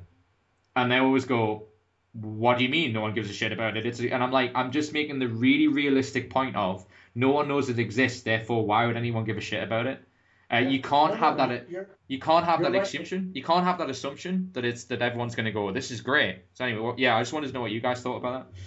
No, you're spot on. And you know what? I didn't actually like to expand what you just mentioned, Stephen. And that's not just Kickstarters, that's entrepreneurship. Yeah. And if you can't sell your idea and if you can't market it and tell people, find them and tell them, this is why this is cool. This is why you want it. You're going to struggle. And I guess it's because what happens, especially with new entrepreneurs, they have this idea. Obviously, they're way sold on it. They put their fame, their fortune, they got everything they got into it. So they already drank the Kool-Aid. They drank the Kool-Aid a long time ago. So sometimes it's hard to see the forest from the trees when you're that deep in, and you're kind of, sometimes it hits you. Well, how come everyone else? I mean, as soon as I just walk down the street with my T-shirt saying, ask me about Hoobajoop or whatever, how come they're not saying, well, yeah, tell me about Hoobajoop and what's that, drink that you're drinking? Oh my gosh, let me check it out. Oh, that happens to be my own personal. No, it doesn't work that way. You really, exactly what you said, you need to tell people why they need to give a shit. And marketing just becomes so, so important. Marketing yourself, showing your passion, and making sure that you have an idea that resonates with your target market. Mm-hmm. And so I'd like to take this opportunity to say thank you to the other community manager, Ken. He is monumental in our campaign to do this stuff, and I don't think he gets enough props. So unfortunately, he couldn't make it to the interview. But Ken, thank you for thank you, Ken. He does our Twitter, he does our Facebook. He's a very good community manager, and he does a lot of this promotion stuff, and we just get to be the ones that kind of come here and talk about our passion and basically let everybody know that it's here. Get it because you need it and you're going to want it as soon as you hear it. So at what stage is it now? I mean, I think I'm right in saying that you've got a Kickstarter that's just started, hasn't it? It's starting today. Yeah, it's starting today. Whether Ken pulled the trigger as of during this interview is yet to be found out. We will find out here very shortly. Cool. But it might be live right now. Awesome. Well, if that's the case, what I will do is make sure that there'll be a link. If you're listening to this on iTunes, there'll be a link in the description where you can find the Kickstarter project. You can also find the link underneath on the Geek Apocalypse website, and also this video version, if I can fix the video version, will be on it'll be in the YouTube description as well as that site and all the details for Battlebards, so you can check out the stuff for yourself. I just wanted to quickly sort of maybe end the podcast on asking just little random fun little questions, because we've done all sure. Cause I wanted to kind of just say because Tabletop Day happened recently, and as I said earlier on the show, that we are all I believe we all should be in some way advocates of promoting that tabletop gaming is cool. You should do it if you're not thinking about it. So what from your guys' perspective, I mean, because I think this is a byproduct of Battlebards and the stuff you do. Why does it mean so much to you guys to do this kind of thing? Great. Awesome question. Mind if I start this one? Well, like the other one? At least he asked me this I time. know, yeah. He's like, do you want to go? Mike, do you want to go? No, I'll do it. It's fine. Mike, it disintegrates you. Yeah. Why me? I hate you. You doing it? You sound like you're doing the guy from the pedophile from Family Guy. yeah. Ooh, Chris. Anyway, but yeah. I have to say, tabletop specifically, it's a chance to collectively tell a story with your friends. There, for a short answer. Wow, you're done? Well, well, you sure can. I have no doubt you can keep going. No, that's really it. It's getting together with your friends, whether that's with Mountain Dew or a couple beers, and just all telling a collective story and letting everyone's imagination play a part of it. It creates something that's unique in gaming. It's a unique experience, I think, in general. It lets you bring all those things that always, when you go to sleep at night, you always think about, like whether it's the latest episode of Game of Thrones that you kind of spin into your, kind of fantasies or collective imagination at night, or whatever it is that you're really kind of daydreaming about when you're at your job. And if it's us, it's like fantasy gaming stuff. You get to actually live it and experience it. So that would be for me. Cool, Mike. I really like building the hero anti-hero kind of guy. More anti-hero. Well, it just depends. It just always seems to kind of go that way with me. But it's the stories. It's the camaraderie, the fun, the jokes. That's just basically what it's really all about. I mean, when we're done gaming and you can go to Denny's afterwards and we're sitting there for 2.5 hours after we've eaten and paid and everything, and the waitress is like, "Are you serious? You want another Diet Coke? Like, how are you alive? You drink water." And you're just sharing stories about these nerdy times where you dunked your head in hell water, or let's stop that right there. The adventure said, hey, you should have gone to a ruin if you wanted treasure. Right.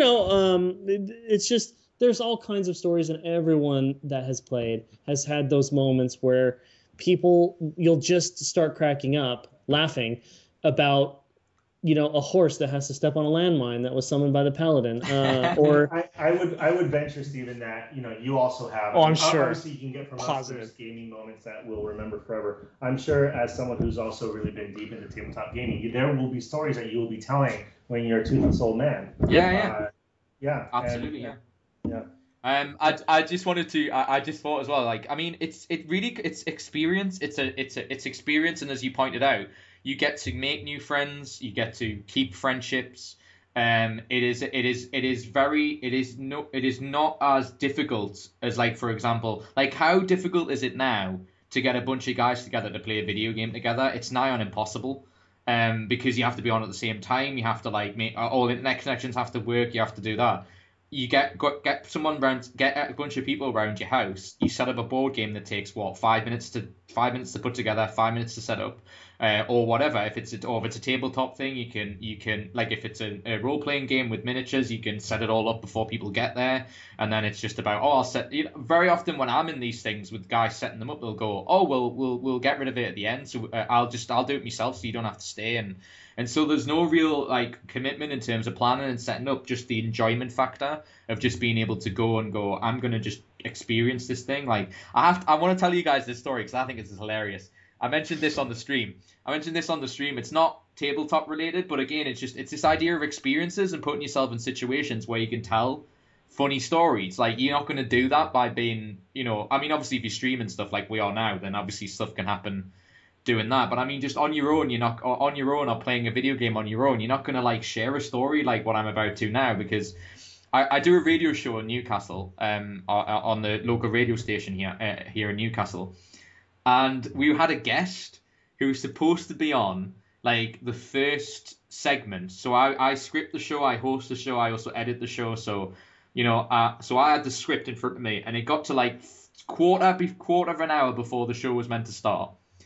And so the guy goes, okay, and I'm like, turned to all the people who work on it, and I'm like, he's not here. Where the hell is he? Like, we've booked in this slot, and he's the beginning of the show. Like, how are we gonna, like, I mean, are we gonna just talk to get around that? And then luckily, another guest who was meant to be due on, like, about 40 minutes after that, it turned up at the beginning of the show. So we did the logical thing of, well, do you mind going first? and we'll figure out what we're going to do later on. In one of the breaks, we'll go, right, are we going to wait for this guy to turn up? Are we going to bunk him? Are we going to put something else in?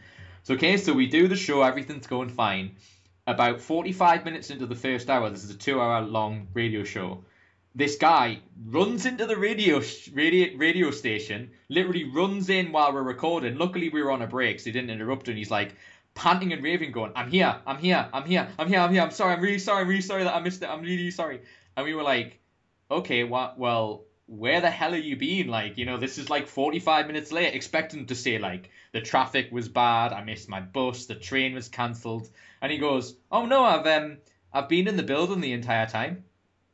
And we were like, okay, so you're in the building the entire time. Where the hell have you been? And he went, well, I was on the 4th floor. And we were like, well, this is the 3rd floor. So why were you in the 4th? Why were you in the 4th floor? And it gets more and more weird. You're kind of going, this is making less and less sense every time we're asking him a question. And he goes, well, I thought I was with you guys. I'm like, well, clearly not. Where us? Who the hell do you mean we're with you guys? We're here. We're here. You entered some sort of parallel dimension in this 4th floor. And I'm like, what is going on? This is getting... And then he goes, well, I was there the whole time for 40 minutes. I'm like, okay, why were you there for 40 minutes? And he goes, well, I knocked on the door. A person answered. And he goes, are you such and such here for such and such? And they said so. I don't know specifically what the sentence was, but he goes, oh yeah, okay, yeah, this is for me. Yeah, this is where I'm meant to be. So he thought he was at the right place. So you're thinking, okay, that's maybe an okay mistake that someone can make. So he goes into this particular thing, and then all of a sudden he's gathering around this group of people, and they're all talking about this one particular guy. And what he didn't realize was he'd walked into a wake.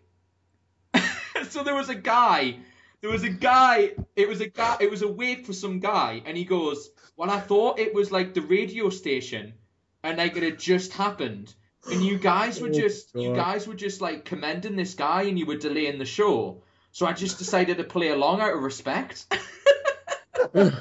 So I'm not joking. He was getting people coming up to him going, so how long did you know Dave? How long did you know the deceased? And he was literally going, yeah, oh God, I knew him a really long time. Yeah, I mean, we used to hang out all the time. And then like going, but he's like 50 years old and you look about 24. Like, so how the hell did you know him? And he's going, oh, yeah, I met him in like a table tennis class. And he's like, and you're going, honestly? And I'm like, and so he basically for 40 minutes bullshitted that he knew this guy just because he didn't have the balls to say, he didn't have the balls to go, I'm really sorry, this is clearly the wrong place. Well, dude, hey, when you've committed that far, I mean, it's really hard to be like, hey, you know what, I'm sorry, for the last 20 minutes I've been feeding you bullcrap. I know. But just wow. Just this idea of just this guy. Can you just imagine you just having to come up with all these different? It's role playing. He was a DM. Clearly, he was a DM. He was a DM. Oh, man. Yeah. Well, you know, he gets in trouble when he has got no other material other than, well, you know, when the orcs came in, you know, he really kind of sacrificed himself for me, and he took that he took that beginning charge, and even with the +2. Yeah. So we had an epic time. We were playing Goblin Toss. Too bad you didn't have a mic on this guy the whole time he was in there. That would have been golden. But you know what? I was so stressed with that show because a couple of things went wrong. Like one of the mic, like because we don't have the best equipment with it being a local radio station, and then one of the mics failed. So one of the guests he couldn't hear greatly, so obviously he had to get around that and various other things. And I was like, let's just say cursing during one of the breaks, and one of the things that stupid old me forgot to do was tell him the story on the show, which I really, really regret. So what I'm doing now to let it go out there is I'm telling every avenue that I do, and I'm like, let's tell the story because it's bloody hilarious. Because it just awesome. That is pretty funny. I wish you could have seen his face when he came in. He was so flustered and like he looked like he had no idea where he was. And I'm like, he probably didn't know where he was because he thought he was in a radio station for 45 minutes saying goodbye. Yeah, you should have just been like, well, you just came from a wake. Well, I mean, welcome to the wedding. Yeah. Yeah. We should have really screwed with his head and went, you didn't know this? Are you here with the bride or the groom? You have the rings, right? Yeah. Yeah, the co-host of the radio station were getting married or something, and he's like, "This is the weirdest radio station I've ever seen in my life. Floor 4 has a wake, Floor 3 has a wedding that's taking place on the show." Yeah, that would be funny. Anyway, I just wanted to tell you guys that because I've been telling loads of people that, and it's been really funny. But yeah, so just one more thing. Obviously, anyone who's listening to the audio version, I just would like you guys to say, so where can they find you? Because obviously in the video version, it's on the thing. But could you just say where you can find you guys? Well, we have a Twitter account at Battlebards. We have a Facebook, Battlebards again. We have battlebards.com, our own website. We have a Twitch account, obviously again, Battlebards, and a YouTube channel that you can subscribe to, Battlebards again. Yeah, the YouTube channel, Mike, we alluded to 2 video series. So one of them is Beyond the Title, where we explore multiple uses of different types of audio other than, obviously, what's on the title. And what's in post right now is Audio and Gaming, where it's hopefully a fun tutorial type of way where we help DMs who might not be that accustomed to bringing audio into the games of the various ways that you can inject audio. Whether that's going to be through narration or scene accenting or what have you. So that's in post. We hope to have those on our channel soon. Cool. Very soon, hopefully. Awesome. Well, obviously, so please do check out their site. Please do check out the Kickstarter. I suppose one quick thing to say if people aren't on the Kickstarter is like, what do you get for the Kickstarter? Like, what are the price differences? Sure. So, yeah, it's months, a bunch of months of the service, and it's going to be at a rate that we're likely not going to be able to offer when the subscription goes live. It's also a lot of exclusivity, which Mike can also chime in on as well. We have badges that we're giving away for the different tier levels and icons for your account. When you subscribe to Battlebards, you're going to have your own account on the Battlebards. I was cheering. I was cheering that you said badges. I just was like, I was dancing on stream there. Yeah. I love badges. There you go, sold. Yeah. Man, now all we have to do, we'll just make more badges. But actually, one of the best things, or one of the really unique things that we have is we have spoken with some of our talent. Like I said before, it's they really like doing the work with us because it kind of lets them be creative and be artists. Because first and foremost, that's what they are. Some of them have graciously donated their time and energy, and so we're going to have some custom audio available, very limited supply, but we will be offering certain custom audio that you can be made by some of the artists that do our work. Oh, that's really cool. On one of our tiers, and so we cherry picked those artists that we work so much with, some of the most endearing artists that we've been lucky enough to have a lot of our work done, and see if they would donate. So on one of the tiers, you're going to be a part of that select group where you could actually tell us what you want that audio to be. So whether you think that we need a Dwarf Clan Hole track, or I think we're going to offer that already, or whatever it is that you want in your campaign, you're going to be able to help dictate what that track's going to be. And we're also going to have some stretch goals. Hopefully we'll start hitting these stretch goals, which would be great. And periodically we're going to choose an audio category, say music or sound effect or whatever, and we're going to put that to voting to all backers. So if people on Geek Apocalypse band together and say, you know what, we need more Dark Elf, or we need some Halfling, or no, damn it, get it in there, you will have that option. It will be available as these stretch goals start to go. We're going to say, okay, we're opening up voting for music. Here are some suggestions. Go. And we did that with Realm Sound. It was great. We had our backers really take it and go with it. And some surprises, too. Yeah, Mike was disappointed that Gnomes beat out Dark Elves during one of the voting periods. Unbelievable. Which was amazing. And by 2 votes, I might add. By 2 votes. Or 3. It was like 2 or 3 votes. I was going to say, one of the things I'm most happy about is there was a game kickstarted by a guy called Andrew Harmon called Frankenstein's Bodies, and and we promoted it, and I was really, really flattered that he went to the trouble of thanking me, because he came on my show and we promoted it when we at UK Games Expo, because he was pitching it there as well, and he was really close to the Kickstarter failing when we I think a bunch of people got together after hearing our thing and donated quite a large sum of money. They basically had a coalition had formed after hearing about it. A bunch of 20 people got together and bought the big version, bought about 20 things of it, and he got the money to make it, which is awesome because it's actually in my collection. So yeah, that's one of the things I most love about doing this thing, is because it's not about it's not about making money. It's not about, it's about covering the costs. It's about promoting stuff that I like. Because I got asked a question not too long ago. People on Twitter were asking me about, there's a Minecraft festival happening here. I imagine you know what Minecraft is. It's like clicking everywhere. Yeah. And everyone was like, "Are you going to go to that?" People were like, "Oh no, it'd be cool to have you there with the table and get to talk to you and see you and meet you and everything." And I'm like, I'm one of the, because I have ultimate control in what I promote in this podcast.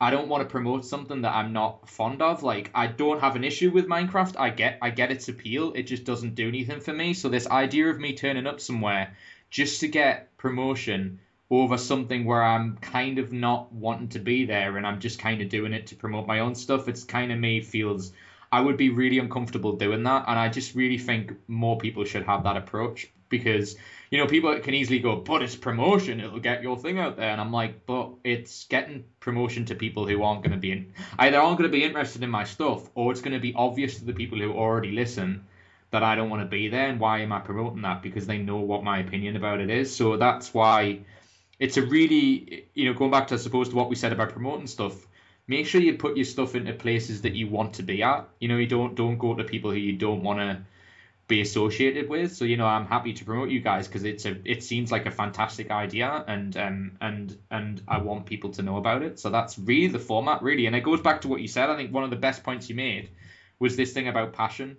If you do not have passion for doing something with a Kickstarter or whatever it is, a company, you shouldn't be involved in it, because it's going to sap your motivation's going to go really, really quickly if you don't care what happens to it. So thanks guys for being on. It's been an absolute pleasure. I really, really hope you all the success in the world. I really hope it all happens. I'm assuming it will. I mean, it sounds like a fantastic thing, and I really employ people to go and check it out. All the avenues, like from the website and all that kind of thing.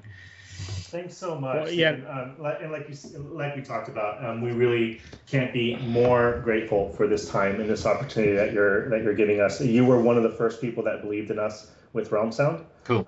So when we, received news that you were willing to give us even more of your time this time around, Mike and I and Ken, we just could not be happier. Cool. We're very, very grateful for what you've done for us. Kickstarters like this, these grassroots type efforts, we're gamers. I mean, that's really who we are. And because we're not some corporate bigwigs with huge marketing budgets or, a list of celebrities that could help endorse us, we rely on you guys. To help spread the word. And, on behalf of me and Mike, we really cannot be more grateful. No Absolutely. worries.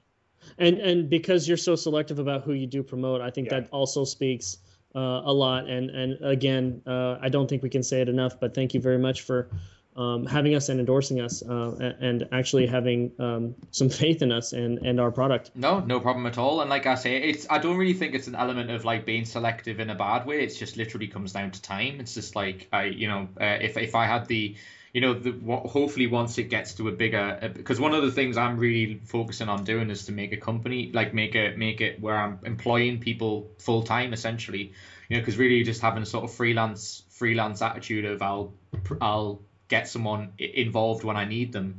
It's obviously much better to have someone around all the time so you can batch some ideas off and all that kind of thing. So that's something we're transitioning to most of this year, really. So one of the things I want to do is, maybe have this idea of if I'm not available to promote it, someone else will be. But that obviously takes time. But yeah, I think the great thing about us, about what you guys do and what we do, is that, we are promoting stuff that, I guess, like you're saying, is it doesn't get a chance to be promoted because it's just like not because mainstream. I get often asked about. There's a documentary being made about UK podcasters that I'm part of, and wow. And we really it's an interesting discussion because I got interviewed about it, and I basically said, like, I'm sure you guys can say this better than anyone. The podcasting scene, it's basically like part of your culture. The way we say it, like, it's podcasting's part of your culture now. Like, whereas over here, it's still like you go up to people and go, "I podcast." What does that mean? Like, well, I don't even know what that means. Like, and really it goes. You often get the response as well of like, you mean that thing Ricky Gervais did? Because obviously that was the thing that got it off the ground, and it's because it just isn't part of the culture here. And mainstream mainstream companies do not treat it seriously, like, so, which is just their problem as far as we see it. You know, it's just going to take longer for it to get a thing here. But one of the great things is it gives people like yourselves an avenue to talk about something really cool and really something you're passionate about, which mainstream interviews, it's like they either go for the controversial angle or go for the thing where we'll give you 5 minutes and you have to be so succinct and in tune with what you're saying, and it's too hard. Like it's and it doesn't really promote the stuff that we want to. I much would rather, you know, by talking to you guys and seeing that you care and it's not a bullshit project, it's clearly something you really want to do, that's going to sell your product way better than having just a 10-minute thing where it's like, buy my shit, go and see my film. It's like... No, yeah. You're absolutely right. And to even expand on that a bit, you know, podcast is not just another media outlet. It's a focused one. It's a targeted. And there's podcasts for so many things out there, whether someone's working on a fashion, a new dress or some new type of makeup. There are podcasts that cover that. So the great thing about going on like Geek Apocalypse is we know we're talking to board gamers and tabletop gamers. That's your audience. That's the market that we have here in part. So we know that we're reaching the right folks for this. And the passion that we have is going to resonate with you and with the audience. And that's another great aspect of the podcast. Totally. It's a generic blast on the radio. I mean, we could buy a spot on, you know, the big radio stations here, but I mean, you know, is that really going to appeal to our folks? Not really. That's not where they live. That's not going to be targeted. And we're not going to be able to have a 2-hour conversation and have as many jokes and fun and as much fun as we've had. There's no way. That's one of the reasons why exactly. That's one of the reasons why I love it, because your characters come out of it. You know, it's the same for me. It's like if I, you know, it's a bit like what we touched on with having a basis to start something with.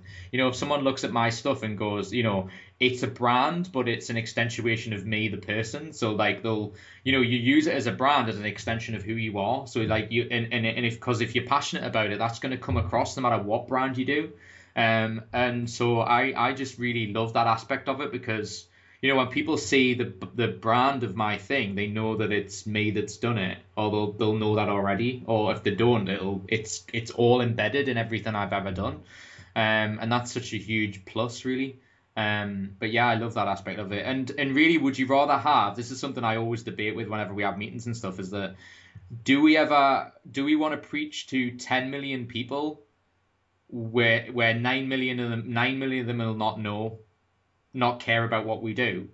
Or do we go to a convention that has 400,000 people attend it in a weekend, and probably the majority of them, if they're not, are going to be interested, and then a big portion of that are going to want to care about our stuff and maybe like contribute to our stuff.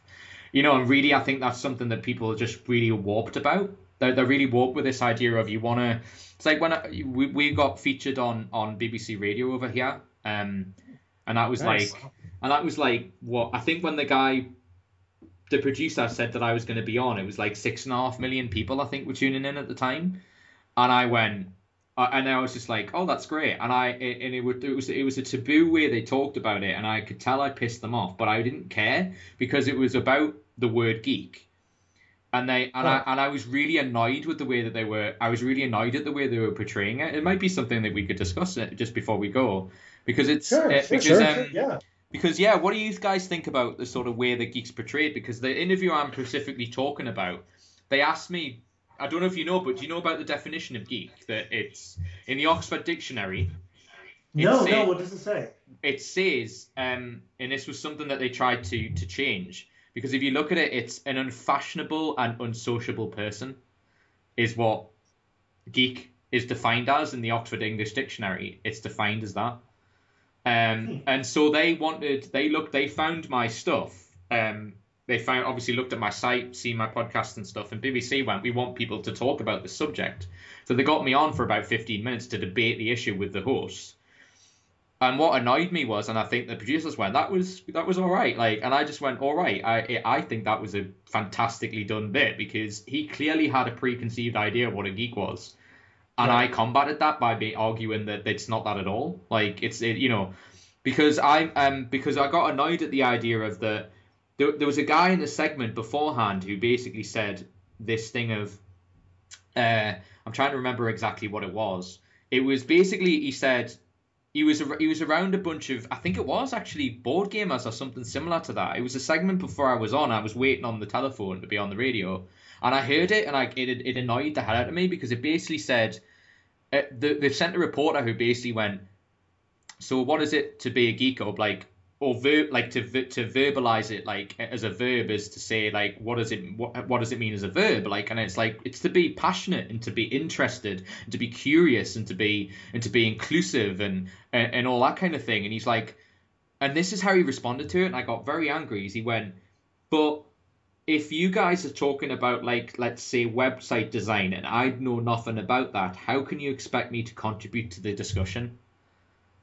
And I'm like, and I literally was like listening to the phone by going, by giving a fuck about what someone does for a living, by caring about what a human being does. That's so fucking deluded to think, oh, I'm such a snob that there's something I don't know anything about and I'm going to discriminate against them by going, oh, it's something I'm never going to understand. That's so one-dimensional thinking. And it's like, and it puts us in this hole of that's all we're ever going to talk about. Like, I mean, so what do you think in the perspective of like the way it's perceived? Because to me it's gotten better, but I want to know what you guys think. Yeah, no, it's so weird that you're bringing this up and you're asking me, because literally an hour before we were able to get on with you, we had this discussion. I'm dead serious. A little lesser of a degree, but yeah, I think when Alex and I were in high school, at least, I think that's pretty much when people are kind of finding themselves and kind of, planting, where they are going to fall, at least in the social ladder, I guess, that's out there, right? Yeah. Well, the high school social ladder, that's way different. Let's be clear. High school extends into all the rest of your life. Life is high school, man. I think we'll diverge there. Anyway, I don't know. Anyway. I guess it would depend when you stop school, really. Yeah. Maybe. I think that's and how much of that social circle is extending into your life. Like, for example, if from high school on you have parents that are socialites and they're kind of grooming you to be a doctor or a lawyer, and all their friends are kind of grooming their sons to be doctors or lawyers or what have you, you will probably carry a similar social circle in high school that you're cultivating into your adult life, whether that's going to be college and then university and then your professional career. But I don't have almost any of that social circle that I had in high school, or at least the way that I fit into that social circle that has gone into my college and university, now my professional life. So, but what me and Mike were just talking about literally probably an hour before this is the mentality of when people think geek or nerd has, I think, in many ways grown and has been better accepted through media, ironically, through releases like, for example, Lord of the Rings being such a blockbuster that I can now go to almost a random person and be like, what did you think about Lord of the Rings? Or how great was it when the March of the Ents as they were going on Isengard? That I'm not going to be speaking Greek now as much as before. The fact that a lot of people who, maybe are not fantasy enthusiasts can go, that was a great movie. Awesome. I love it. And now all of a sudden you have something else to talk about. Star Wars kind of also started this, at least on the sci-fi sound. What about all the Marvel and the DC movies now that they're becoming these epic blockbuster hits and they're just continuously making these? And now if you're a comic guru, now you're seen as a font of knowledge for those who like those movies. Yeah. Oh, they're like, what Easter eggs did you see? Oh, what's coming up? Oh, it's like, Instead of like, oh, well, you read Spider-Man comics, what a dork. You wear Spider-Man now underwear. It's like, tell me the backstory of the Green Goblin, or tell me about the backstory of this guy. And because you are that font of knowledge. So it's still not where I think we would want it to be, but I think through media, which is super, super ironic, it has gotten that image has gotten better. Well, we were actually citing a specific example. Legendary picked up Geek and Sundry. Oh yeah. And we had Ryan on the show. We were talking about that. That's what kind of prompted us to talk about this. Was like, if a movie production company can see the value in having these guys make these videos of reviewing games, and they have fun, and it's a kind of a comic relief kind of thing, but it's also just them being them. Mm-hmm. And if a movie studio or movie company can give our community, let's just say, or our culture, the budget to do this kinds of stuff, I think that's kind of the very beginning of these new steps, or a step in the right direction, so to speak, or that it's kind of turning around where this is a little bit more socially acceptable, or kind of climbing up that ladder. It's not so frowned upon anymore, and those nuances that people use to call something, I guess, mainstream or something geeky. Well, let's just take D&D for example. I think many people can agree that's a quote unquote geeky hobby. However, the perspective that I have is then I as a self-proclaimed geek, and I have no problem saying that. And I have by the way, I have a beautiful wife, great education, and I love going to bars and drinking. So I guess I could say I've done some quote unquote non-geeky things. Yeah. And I forgot where I was going with this. Mind blank. Yeah, my mind is lost. So the opinion that I have of these super sport enthusiasts that know the history of the Lakers and know everyone who plays on that and does a fantasy team, well then they're geeks too, because they have that same passion for something I don't quite understand. Well, I don't give two craps about. To underline and clarify what you're saying is that if you think about it, the form of because I think you call them jocks in America, don't you? It's kind of like the sort of the sport jocks like. The first that they really are D&D. If you think of fantasy football, if you think of because they look at stats, they look at like the best like sort of avenue, the best like team, and the best like look at the person with the best offense, the best defense, and all that kind of thing. You can compare that to D&D. Just change the thing of the stats. The reason I bring this up, and I'm so glad you pointed that out, is because I'm the same way. I'm a self-professed geek. Of course I am. I have a thing with geek in the title. But the real serious point I always try to get across with people is that there's so many other avenues and so many things that I'm passionate about that you wouldn't class as geeky. And I always say to people, the people who end up on this show, and I've had people before who have said I'm a little reluctant to come on because I'm not really a geek, and I'm and then you sit down with them and they talk for 45 minutes about how they love horse riding or whatever the hell it may be, and it really does not matter. It's this is what confuses me about what people have with geeks. The subject matter is meaningless.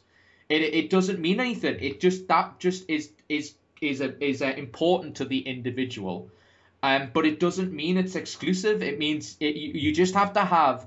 It really comes down to having the mindset of caring about what a person Why stop someone from talking about what they're passionate about? That's the thing that I find most disappointing, is that it doesn't matter whether you're a geek or not, but being geeky about something and stopping someone feeling that way, I think is the biggest disservice you can do to someone, because they're sort of showcasing something that they've cared about way longer than you've probably known them. And they're taking the respectful thing of showing you that thing.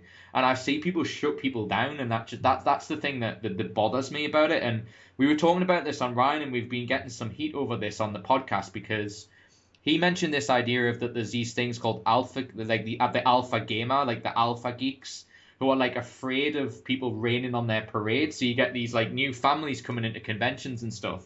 I see it happen a little bit in the British culture as well.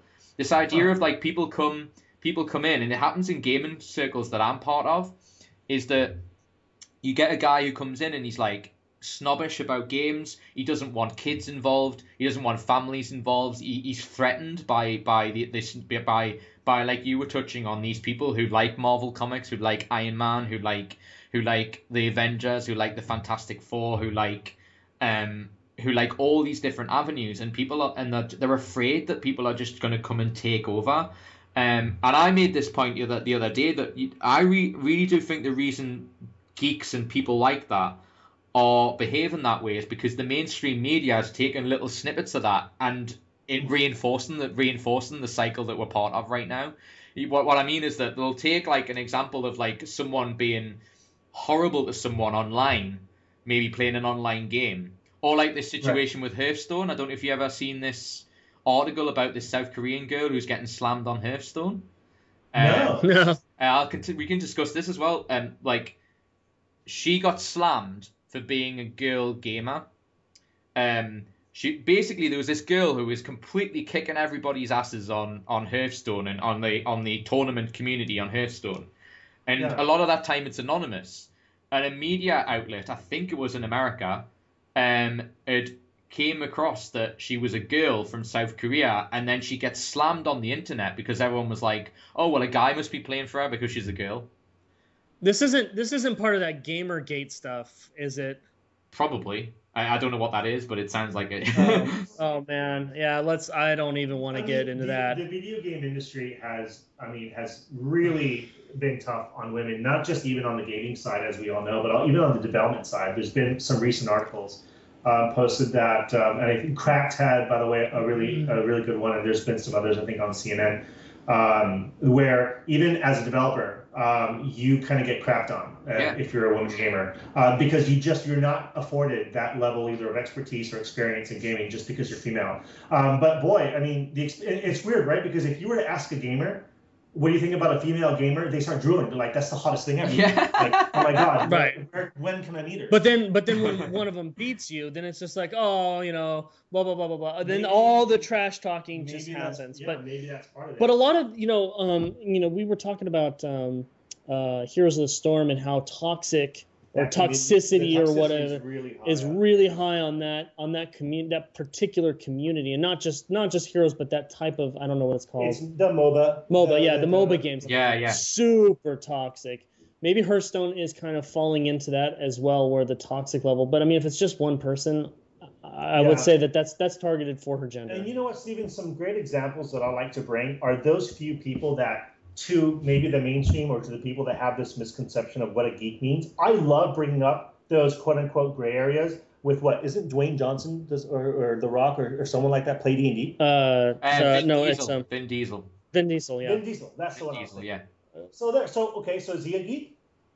Are you gonna go ahead and tell his face that he's a geek? Go make fun of him. It's really funny how these internet what are they called?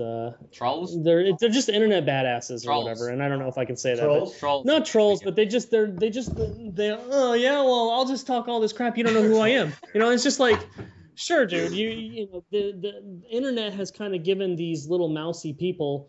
It's the anonymity. Yeah, they just get to just do whatever they want, and when a girl beats them bad, like this girl did, their egos. Their egos are just gonna shrivel, and then they have to just talk shit. Yeah, I made that point though. I'm glad you said that, Alex, because I felt like a little bit like I wanted to make I wanted to make it like really distinct in what I was saying. That when you find a girl who likes video games and is good at it, there's nothing better. I know. Yeah, so I know exactly what you're on about. Yeah, so that's when my wife is like, you know what, we need to play Diablo 3 more, and I'm like, I love you. Her wizard's better than yours too. Amazing. Yeah. I made that point in our board game club. The girls who go to that club are brilliant. They're fantastically good gamers.